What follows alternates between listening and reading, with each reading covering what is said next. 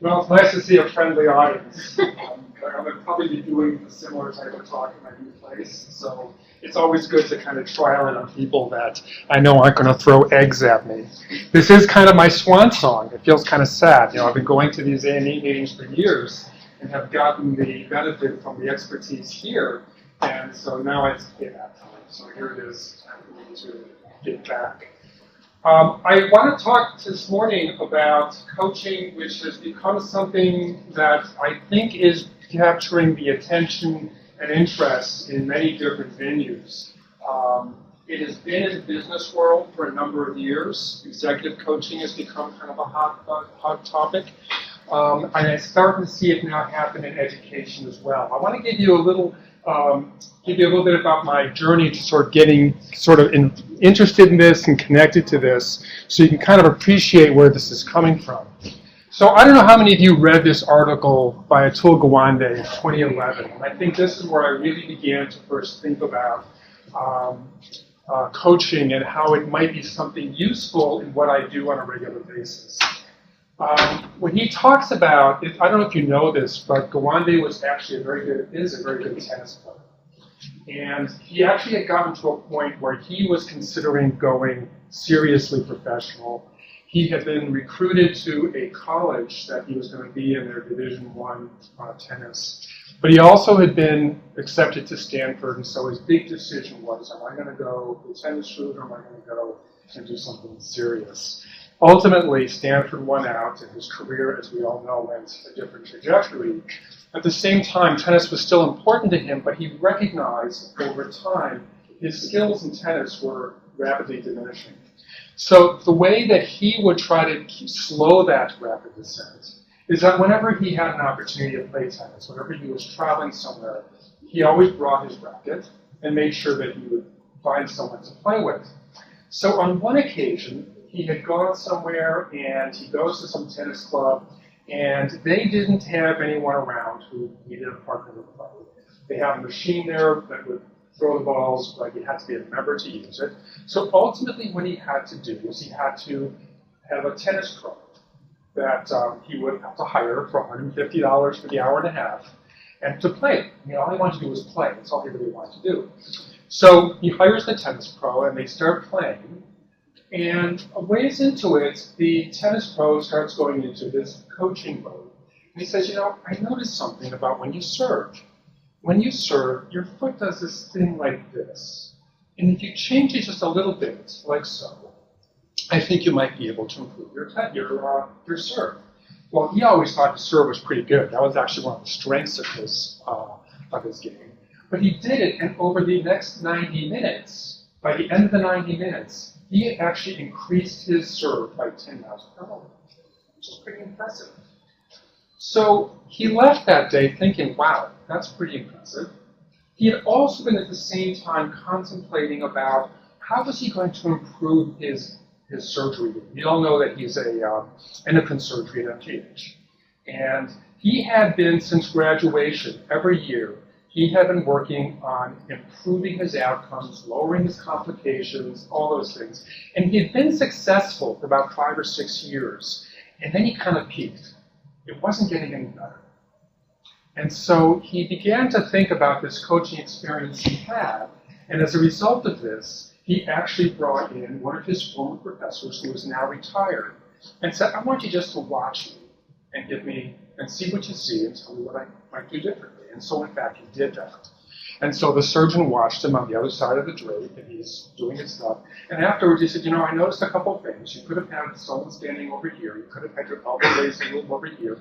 These are things that might make your time a little bit shorter and might actually do better. So he did that a few more times, bringing this guy in. And so he consequently began to explore the concept of why do we not use coaching in our career when we do as physicians. And so when he then goes, he interviews musicians. He actually, Itzhak Perlman, who's a famous violinist. He interviews some famous opera singers and asks about how coaching is part of what they do. And for most of them, they even 20, 30 years into their careers, they still have coaches. My own personal example is my wife, who's been an equestrian for 40 years, and she still has lessons 3 times a week. When I first learned this, I thought, well, gee, maybe you need to have a different hobby. This doesn't sound like you're catching it on. But the point is, and I think what he comes out with is, we all know the Dreyfus model here. And basically what happens is we get people to the point of proficiency. And then we expect that once they leave here, they're going to get up to expert and master. And what he's saying is that's probably naive. That people probably really need to have more than just you're on your own now. They need to have someone that's going to provide them the impetus to move towards expert and coach. And so that's kind of where it began for me to sort of realize that this is something that I think is truly of value, particularly when I think about my own advisor role, and I'll talk a little more about that. In 2012, Steve Cantor, we all remember, love Steve Cantor. Steve was at the time, so in addition to being associate dean here, he was the editor of Academic Medicine, and he had this thing, Question of the Year. So each year, he'd have this Question of the Year, which he put out there, and solicit responses, and then he'd publish them at some later. And so one year, in 2012, it was, what are the most effective ways to ensure that those who work and learn in medical schools and teaching hospitals can develop to their full potential? That was the question. He further goes on to say, we have well-developed systems for detecting deficiencies and whether an individual rises above a defined bar. We have good methods for remediating deficiencies and advising those who don't make it over the bar. We need to complement these with approaches that fully leverage individual capability. So what he's saying is that we can identify the people who are struggling, we can work with those people, but what about the vast majority of others who are doing fine that really could do a lot better? What are we doing for them? This sort of reminds me of a time when I was driving back from Philadelphia to Pittsburgh. I was riding with Mark Shelby. Mark is a program director. He's a primary care program director at Penn. And very talkative, 4.5 hours, he's talking the whole way. You know Mark, he's a wonderful guy. But it was interesting. He had been recruited from Lehigh Valley to come to Penn. And he was telling me about his son, who was in high school at Lehigh Valley, and his kid was doing fine. He was getting B's and some A's. He was doing okay. And then he moves to a different community outside Philadelphia, and suddenly something just connects, and his kid just skyrockets. His kid now is getting A's, but it's more than just getting A's. He's just into school. It's like a whole different kid. And he's really frustrated. He's thinking, here my kid who's so capable. Why could they not do this for him at the other school? What was missing there? Clearly, there were people at this other school that were doing something to help him really get to the next level. And so I began thinking about my own role as an advisor. One of the things that we try to train our advisors to do is sort of be the expert, be the guide, and certainly intervene when people are struggling. But what about those people who are doing fine? Maybe they can do a lot better, and we're just not giving them the benefit of the doubt, as Mark's kid. This is Carrie Palomara. Carrie is sort of the person who really got me, really moving to the next step on this, because Carrie, she's the primary care program director at MGH. She's someone that has really kind of capitalized and sort of taken advantage and learned about the coaching process. She's actually partnered with people at the Harvard Institute of Coaching and has created a coaching program for their medicine residents there. And she has been doing workshops, and she's someone that I think really, I don't know what that's there.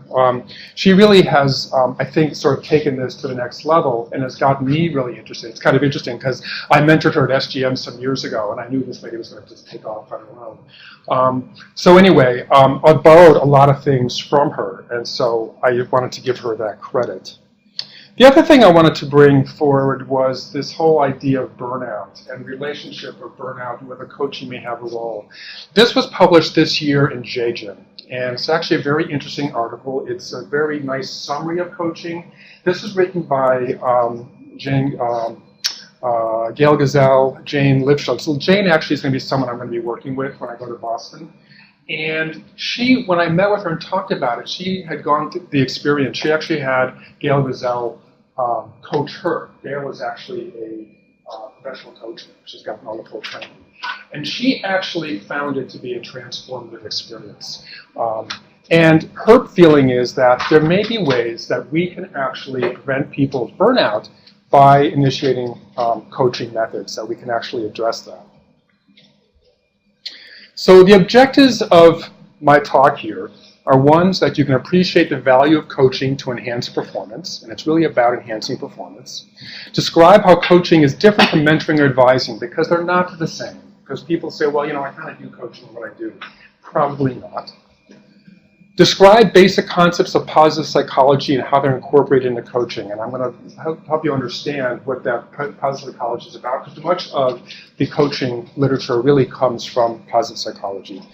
And the other thing is to appreciate that coaching is not only for trainees. And in fact, I'd argue we as faculty probably need it more than, no, it's not more, but probably as much as trainees do. So first, some definitions. So Peter Bluchert is one of the gurus in business and management, and he describes it as the facilitation of learning and development with the purpose of improving performance and enhancing effective action, goals, achievement, and personal satisfaction. So it's improving your performance, improving your personal satisfaction. From the International Coach Federation, it's partnering in a thought-provoking and creative process that inspires maximizing personal and professional potential. What this really is about is achieving peak performance. How do we get people to achieve their absolute abilities and what their potential? I read recently this fascinating book, oddly called Peak Performers, written by a guy named Charles Garfield.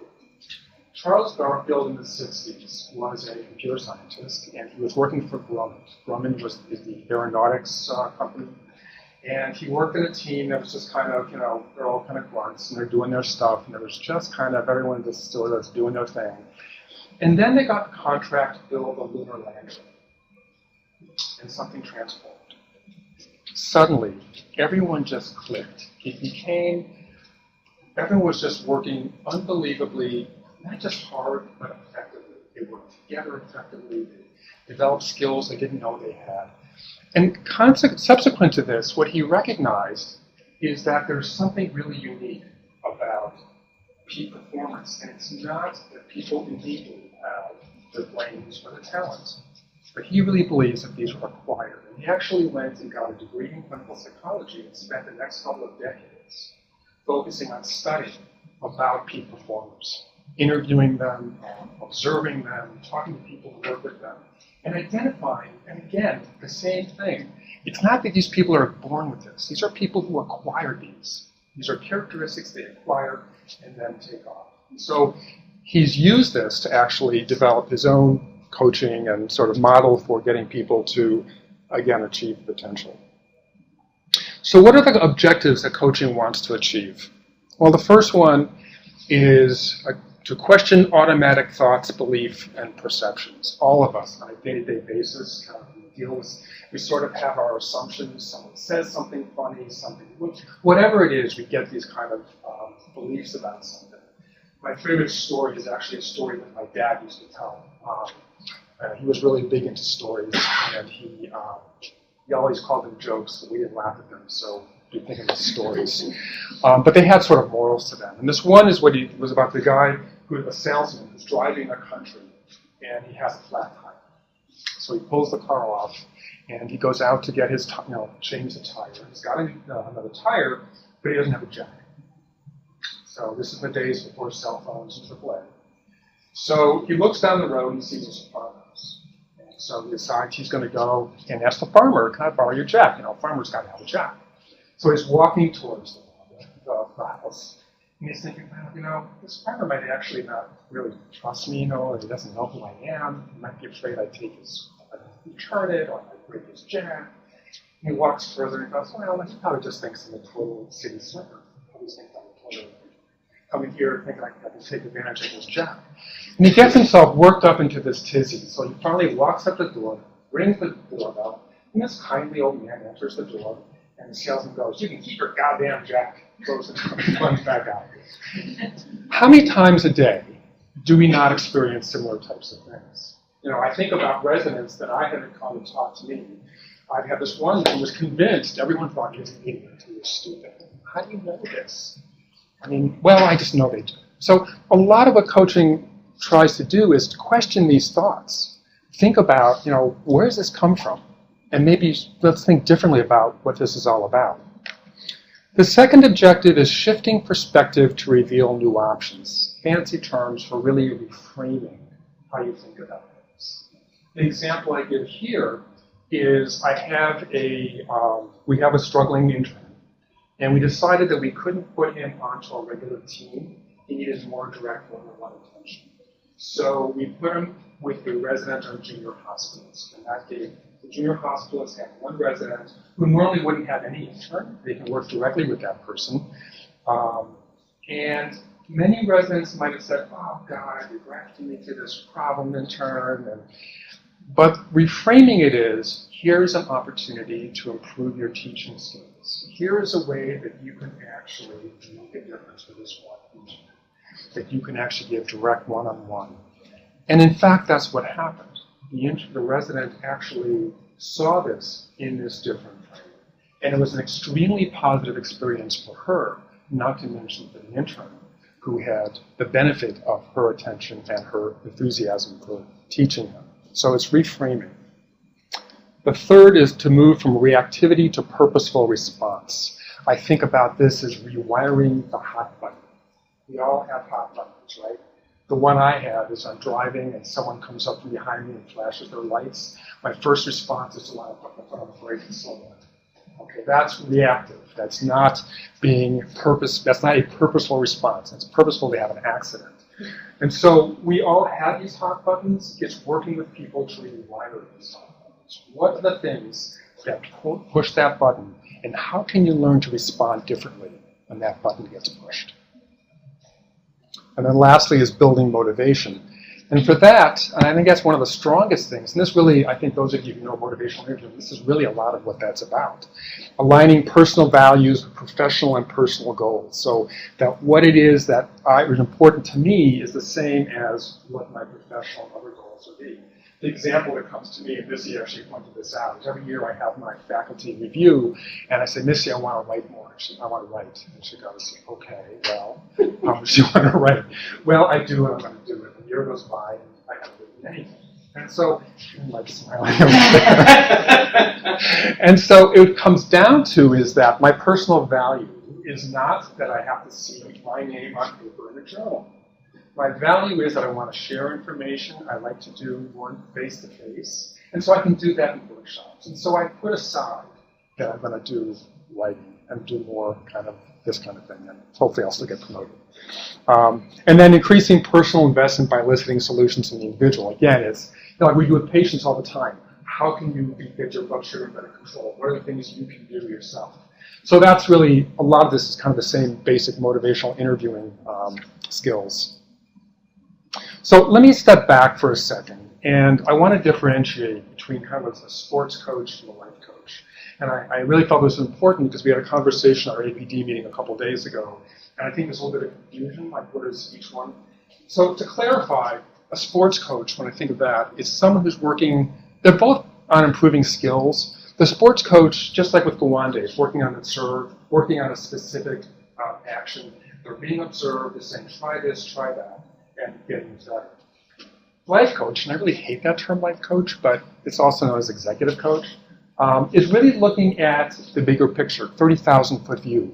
What do I need to do to really get better? What's going to make me really flourish? What's going to make me happy and achieve the things I really think are important? And that's really what the difference is. And so a lot of what I'm talking about is in that sphere. Now, it's not to say that what comes out of your life coaching becomes, maybe we need to do some more sports-type coaching. Okay? You may identify someone to do that. But I just wanted to make sure that that was clear. The other thing I want to clarify is sort of what is the role of an advisor or mentor versus the role of a coach. They are very different.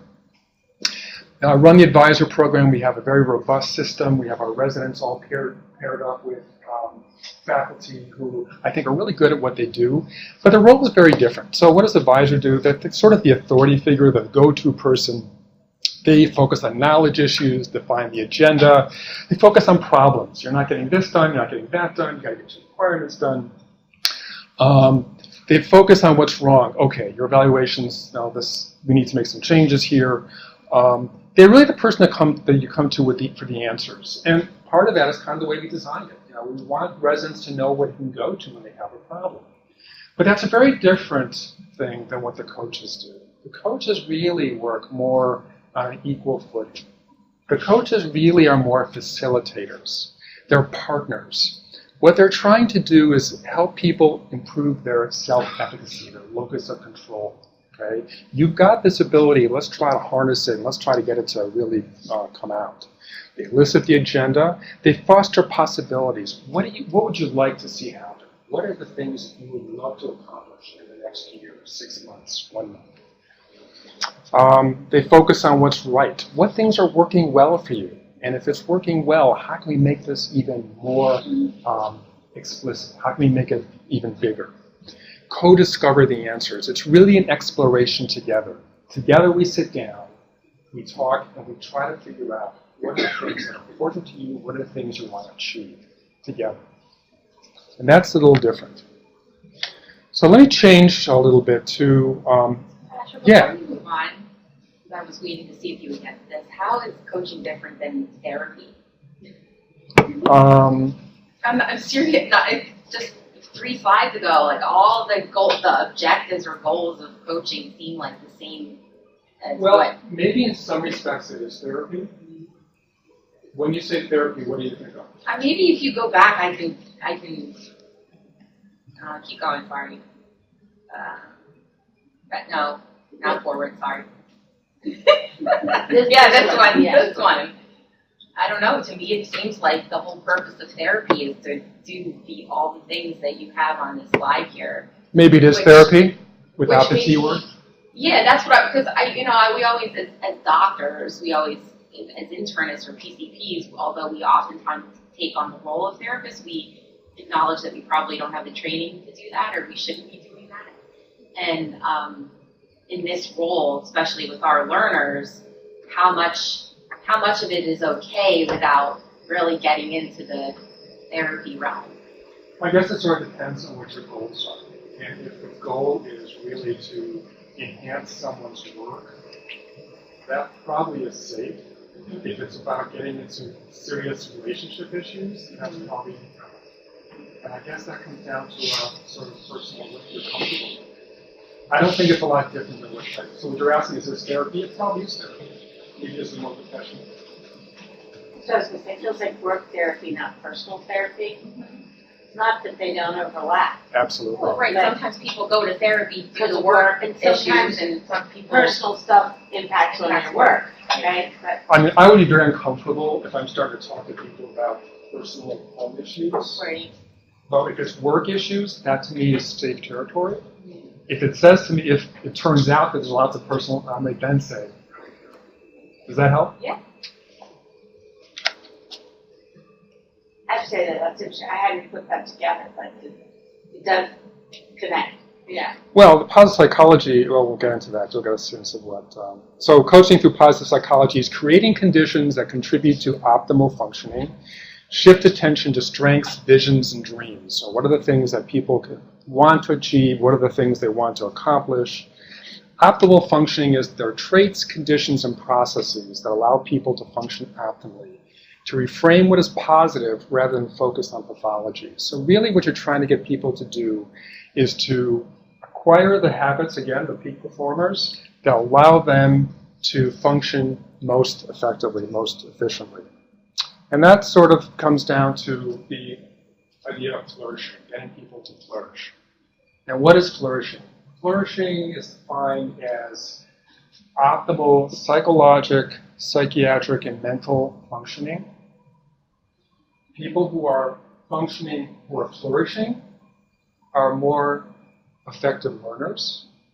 They are more effective workers. They can do more effectively. They have better relationships, and it turns out they have better health outcomes.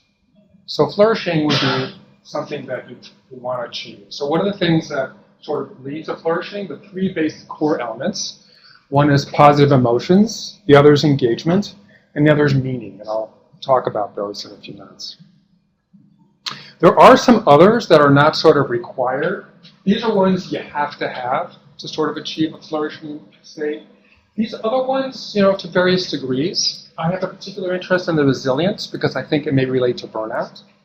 But the ones I wanted to focus on really are the positive emotions, the engagement, and the meaning, and talk a little bit more about what those are. So in terms of positive emotions, it's those things that obviously make people feel good, right?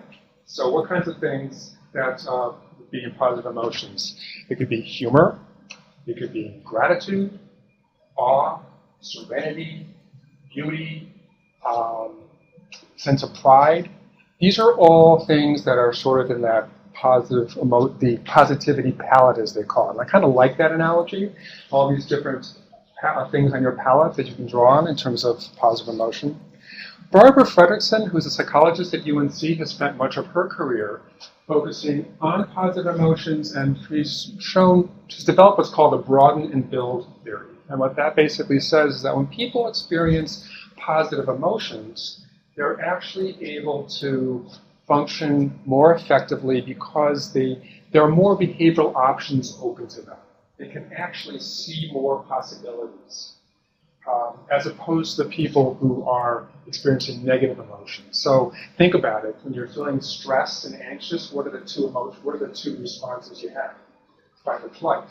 Whereas if you have the positive ones, there are way more options that kind of open up to people. And at the same time, it helps them build resources. They can actually develop more strengths and more abilities when they're experiencing more positive emotions. The other thing that she demonstrated, which is kind of interesting, is that it's not a simple one-to-one ratio of positive and negative emotions. It actually turns out it needs to be closer to 3-to-1. There's some argument about that number, but it's more than just a one-to-one ratio. So it's not sufficient to kind of keep your running tally when negative and make up a positive. You really have to have a greater number of positive emotional experiences. The other interesting thing is that it's not related to how intense the emotional experience is. It's really more the number. The other thing is, can you have too much positive emotional? Yes. Think about your bipolars, right? So you can't have all positive emotions. Negative emotions actually can be helpful in grounding people, and it can be useful. But basically, the positive emotions really should be at least a 3-to-1 ratio. Interestingly, for relationships, that ratio is even higher, 5-to-1. For high-performing teams, the number is higher, 5-to-1. The second part, so we talked about positive emotion. The second core element is engagement, which means being fully involved in life activity, including work relationships and non-work pursuits. So we talk about engagement. Sort of the extreme you may have heard about is the flow state. So Mihaly Csikszentmihalyi sort of discovered this idea that when people kind of get in the zone, have any of you experienced being in a flow state? You sort of get to that place where time just seems to go by. You just totally there. You're so absorbed in some activity. Usually it's things that are require you to really put a lot of thought. It kind of pushes you to think and to work at it, but it's not too hard that you get frustrated and give up at it. And so achieving that flow state. And so one of the things that coaching would try to do is to try to help people identify those conditions that work for them to get them into the flow state. The second thing is the deliberate practice, and we're all familiar with Anders Ericsson's work in terms of people improving and developing expertise when they work at something, not just repeating it 10,000 times, but really working in a thoughtful, engaged pattern, an engaged manner to get better. And that sort of would be the engagement portion. The third is personal meaning. And this comes from the work of Viktor Frankl. I don't know if any of you are familiar with Viktor Frankl. He was a psychologist from Vienna who was a Holocaust survivor. And when he lost his family in the camps, and what he learned from that experience is that when people give meaning to experience, it's an incredibly powerful motivator. In fact, he found it was called logotherapy. which is the premise is that the most powerful motivating force for human beings is the need to develop a sense of meaning to what they do. A great example of this, for me, I think about this friend of mine, one of my cycling buddies. She, at this, in the late 90s, her husband was dying of ALS. They had 3 young kids, and she was working full time. And she was just getting so overwhelmed. She was feeling depressed, and she just felt it was just horrible. And it so happened it was 97, and Viktor Frankl died, and there was an obituary in the New York Times about it. And so she read this, and then went on to read his book, Man's Search for Meaning, which, by the way, if you haven't read, is a pretty phenomenal read. It's not very good, it's really pretty impressive. And what she took away from that is that she actually discovered meaning to the experience that she was having with her dying husband. And what it came down to her was that she was going to give him the best that possible. And it transformed that experience. And even now, over these 20 years later, she talks about it with almost reverence. And she's told me about this experience. And so you can see that the power of finding meaning in something and what it can do to allow people to sort of not just transcend experience, but actually achieve something they probably never would have achieved otherwise. So those are the 3 different areas of positive psychology that coaching tries to incorporate in order to help people achieve potential. Any questions up to that point? So I wanted to talk a little bit about some basic coaching skills and allow you to sort of get them, some things you might try to take home. I have to tell you, once we began doing this, I began coaching a dog. It's kind of fun. It's actually kind of interesting. My poor daughter, she's getting, okay, enough positive psychology, Dad, just leave it be. But it's actually, I wanted to sort of hopefully get a few skills you might be able to try. And there's 4 basic ones. There's active listening, asking the right questions, giving feedback, and then forwarding the action. So active listening, I mean, we're all active listeners, right? We're doctors, we know how to do this well. I would argue, I don't think we do this so well with our trainees. I know I don't. I'll be honest with you. They come into my office and they want expert advice, and I'm ready to give it to them. And before they finish talking, I'm telling them what I think. Okay, so stop that. That's one of the first things you have to change. So paying attention, showing that you're listening, reflect, clarify, and summarizing, and most importantly, defer judgment. It's so easy to say, oh my God, what are you thinking here? No, just let's step back here. Let's listen to this. Let's figure this out. So the active listening is an extremely important part. It also helps create a sense of safety. And I think one of the things that the coaching literature talks about is how important it is for people to feel safe. And I think this goes back to that advisor-coach model. I don't think that people in an advisor feel that they can comfortably tell you everything, because in some sense they may be judged. The advisor is in that position where they can judge. I think in this setting it's very important that judgment really has to stay out of the picture. The next part is asking the right questions, and I think this becomes important when we think about what they call appreciative inquiry. Really trying to understand what it is that makes people really exemplary. What is the unusual? What is the thing about this person that really stands out? And so changing the questions from a reactive to a more proactive approach. So instead of why do you think this is going poorly, what things do you recall doing poorly, how can you improve what you're doing, to a more proactive, what are you doing well? Let's focus on that to begin with. You're doing this well? Let's see if we can make this even better. It might be, how can you make these more prominent? So it might be someone says, I'm doing this. I'm working as a team player. Well, okay, maybe it's not quite prominent. How can you make this even more so? And then what would you like to see your evaluations look like? So I'm getting 6s and 7s. Okay, what would you like? Well, I want 9s. Okay, what do you need to do to get to 9s? So, as you raise my question here, so this feels to me like what I could do if I'm taking somebody from good to great. This doesn't feel, I'd be a little bit stuck. I'm thinking, automatically interviewing people while we do it. It's like no negative feedback, all positive feedback. But sometimes people are doing things wrong that need to be corrected. I'm going to talk about that in the feedback part, Okay. but I hear what you're saying, and I think sometimes it's a little bit. Well, and I was even thinking about the example you gave about the Atul Gawande and his coaching, right? The tennis coach said, move your foot. The surgery coach said, lift your elbow. I mean, Right. it's not about That's and again, that differentiates the life coach from the sports coach. And so And so- maybe you have to switch into a sports coach mode or get someone to do a sports coach So when approach. you're setting this up, and it's really interesting because I've heard you give this talk before, and so I'm taking different things out of it now. Are you encouraging us to be sports coaches or life coaches? I'm actually thinking more life coach. Okay. And then what I would say is you can develop sports coaching. So I think in many ways we do sports coaching already.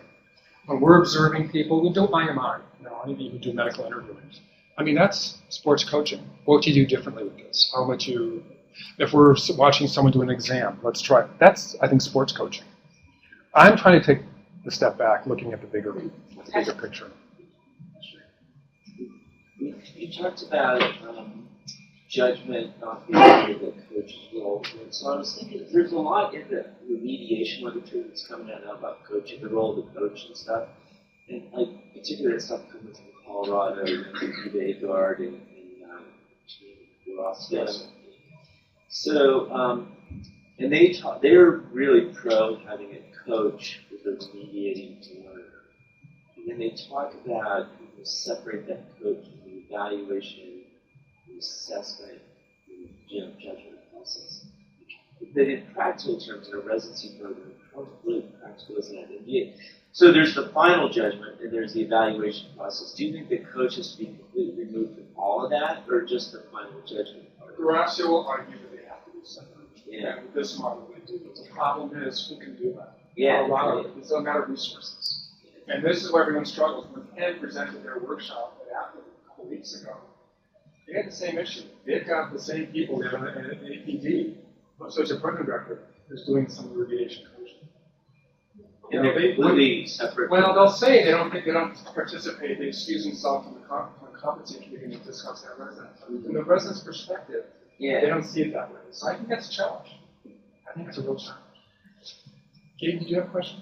No, I just wanted to mention that it seems to come up often in these settings, and certainly competency committee, that we seem to have their good tool set for taking bad residents and making them good, but this getting them really great is something where at least I personally don't have a great idea of how to do that. So it might be okay that this life coaching is aimed at that transition.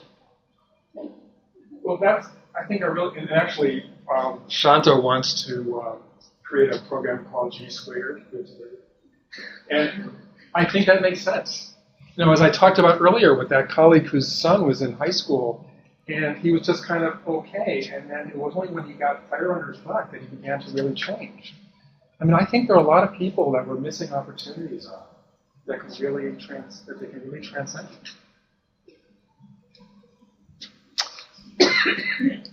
Changing the why to what. So one of the things that they talk about when Carrie does her discussion about coaching, she says get rid of the why questions. Why questions feel critical. Why would you want to achieve that? Why do you want to do that? People feel like they have to defend themselves, so trying to avoid the why question, even though getting to why is the big buzz now, but that's a different concept. And really changing the what questions. What would it look like if you achieve that? What would you like to accomplish? In what ways can the protocol help you? How can this look better? So an example that I have, we're starting to work with this, I have a patient who's been struggling with addiction, and she was saying to me, what if I fail at this? What if I can't? And then I framed it to her, and I said, well, what about if I didn't succeed? And this transformation over her face was, oh my God. Well, if I succeed at this, I've got this big family reunion coming up, and I won't be ashamed of myself, I won't be running off trying to get the drugs. And, she began this whole thing of what it would look like if she succeeded. It was just a change in that. Kind of along a similar vein of what Misty was getting at. So when you use this for someone who may not be already good or you're trying to boost things you worked on, what if they have no insight? Right? They don't understand that, that they're not where they should be, or that you ask them these what questions and they're like, think they're already there. So how do you then incorporate that? Because even in the feedback part, that's always a challenge. You know, there's a certain point this may not work. Yeah. Okay, it's not for everybody. It's not for everybody. But that's not that many people. I mean, we all feel like it is because they're so hard and challenging. But and this isn't meant to be for everyone. But I think there are certain people that even with less insight may still. We have some examples. Maybe we'll see if our time lets us. So I don't want to get too crazy with the positivity here. This is, if you can't read it, it's the life coach on duty. It says, visualize yourself not dying and be that reality. As this guy's, the swimmer's getting surrounded by sharks. And so you can get a little carried away with it, and I don't want to get too, but anyway, I was going to do this exercise. We're not going to have time to do that, but something that you can work on with some of your colleagues. What I'm hoping that maybe some people will think about is sort of peer coaching, identifying some colleague to work with. You know, what are the things that are coming up that challenge for you? What do it look like if you achieve 10 out of 10? Where are you on the scale and then moving to the next, just even moving up a half a point. The other thing I wanted to address and bring up with you that's used in the positive psychology literature is the idea of character strengths. And this is the idea, this is promulgated by Martin Seligman. Seligman is a psychologist at Penn who spent a lot of his career on positive psychology. And, he's developed these characteristics, these character strengths. And the idea is that everybody has innate strengths of character.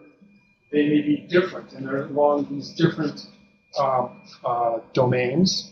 So he talks about wisdom and knowledge, which is more of cognitive, courage, which is more emotional, humanity, which is interpersonal, community, which is civic, temperance, transcendence. People have different ones. Everyone's got different strengths. And what they say is try to play to those strengths. And usually we try to tell people is to build up their weaknesses. And what they're saying is, no, don't focus on the weaknesses. Use your strengths. When you get into a really challenging, tough situation, what you need to pull on, what you need to sort of bring forward, really, are the things that you really are your strengths, your parts you're really good at. And what I'm going to suggest, if you go to this website, it's viacharacter.org, VIA. You can actually find out your own. You can go. It's like a 15-minute thing you can do, and it'll give you an assessment of kind of where your strengths are.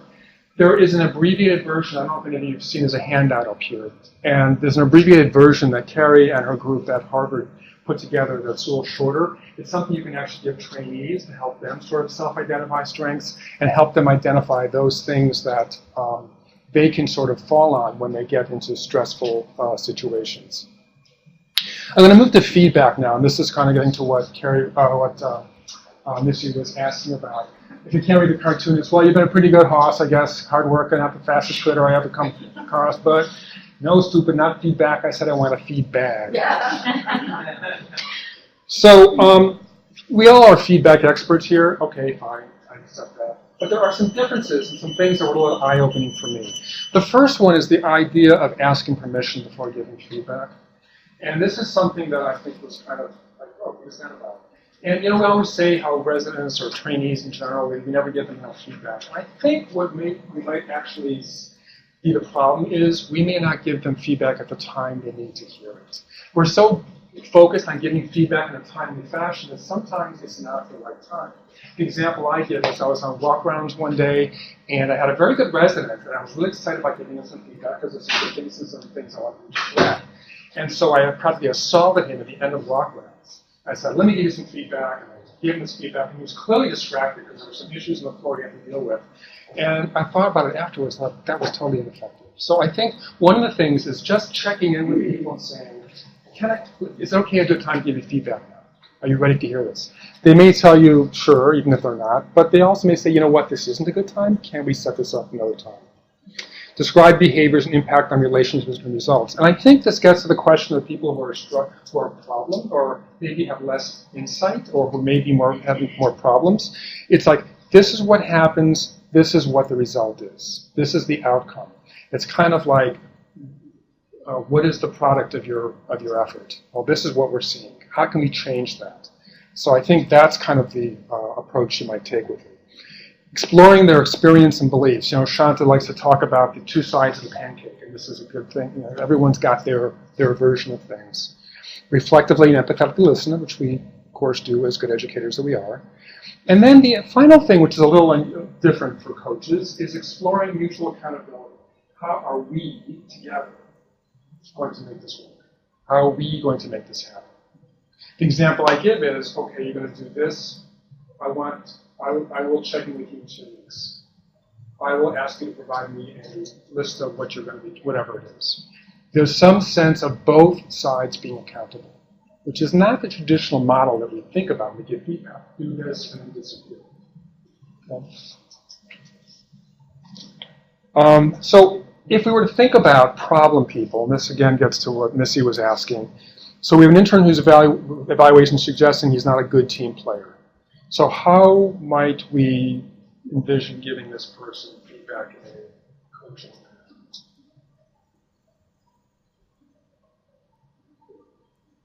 Are you open to me reviewing your evaluations with you? Okay. Ask me permission. Have some permission. I struggle with that one. Just saying. That's okay. Just saying. Growth is always a struggle. Yeah, just saying. Other thoughts? I mean, I'm assuming that there's probably some positive feedback on these evaluations. I mean, I don't know what the rest of the evaluation says, so I might try to approach reviewing the evaluations in a more global way, and like you said on an earlier slide, try to focus on what his strengths are or what he's doing well Okay. before jumping right to the Okay, not so good team what player. is going well? What's going well in it. Okay. What things have you done effectively? What are things that people have liked about what you do? Or maybe based on your evaluations, what are things that you want to work on improving? So you have them identified, so assuming it's someone maybe, Okay. probably the list, which probably.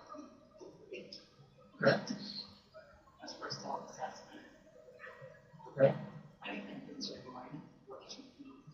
So I'm actually doing a fine job. I don't understand why they think I'm having problems with teamwork. What is the matter with you? Why do you not read me? Well, I mean, so And I one. drill down, I guess. What's that? I try and drill down to specific team members. How are things going with this person, that person? Probably get, in the end, to the person that was having the problem. And, absolutely think in more specific terms, how are things going? Okay. And It's funny, I found myself thinking about what questions, not why. Right? Okay. I'm supposed to be doing the why. I'm supposed to be doing the why, not Okay. the what, right? Okay, good. So let's Right? I want the why. think of That's what some- I want, right? Well, I think I want the what. Like, what are you going to do? What's going to be different? Well, so I guess I might ask, how would you know if the team was working well? What things make a team work well? I like that. Okay. What does good teamwork look like? That's good. On your slide, do I want the what or the why? The what. I want the what. Okay, that's why I was having trouble with why. Okay. All right, I want the what. Okay. This could be a good time, like you were saying, a cause and effect, like, what are you doing well? However, even with what you're doing, this is what we're seeing. So what can we do to change that perception? Okay. Good. Okay, these are ways of doing it. How can you make your teamwork more prominent? Tell me about a time that you thought you were a particularly good teamer. What happened there? What can we do here? Okay. That's the reframing. So I don't want to say, why do you think your team says you're not a good team player? I want to say, what would make a good team player? Mm-hmm. Right? That's sort of what, so it's more getting them to think more globally rather than more. And then getting into their own, like, when have you been a good team player? So they can reflect on that and sort of associate with that. Again, a lot of it is about trying to identify people's own inner strengths, that locus of control. And so what can we bring that out more? Because of time, I'm not going to be able to go through the rest of these. So I just wanted to, they're actually, again, on the handout, and they also give you some solutions. The next phase after, after the feedback is what they call forwarding the action, which is basically what do you do after you give the feedback, It's like making things happen. And this is, I just want to introduce the GROW model, something, again, you might try with some of your trainees. And it just grows down to G is goal or topic they want to focus on, the reality of what things look like now, what are the obstacles, O is the options, so brainstorm some other options, and then W is way forward, which do they feel they're going to get done before the next meeting. So you identify a goal. The reality is, here's where I'm stuck. What are the options to get unstuck? And then let's make a plan to follow up on that. The last thing I wanted to mention is the positive yearly review, the PERMA, which I think is kind of a cool thing. I haven't tried this one yet, but I think this is kind of cool at the end of the year. And this is sort of like, what was the best you felt all year? What was it that made you feel really good? What was the most interesting experience? That's the E for engagement. Relationships, describe a rewarding experience with a patient, a colleague, friend, or a family. Meaning, looking over the last year, when did your work really matter to someone? And then A, accomplishment. What accomplishment are you most proud of? And this might be a kind of a nice way to kind of end the year and sort of helping people look at the positives during their year and try to identify the things that they really did do. And that during the coming year, when they're feeling that they're not doing, they can look back and sort of connect to those things.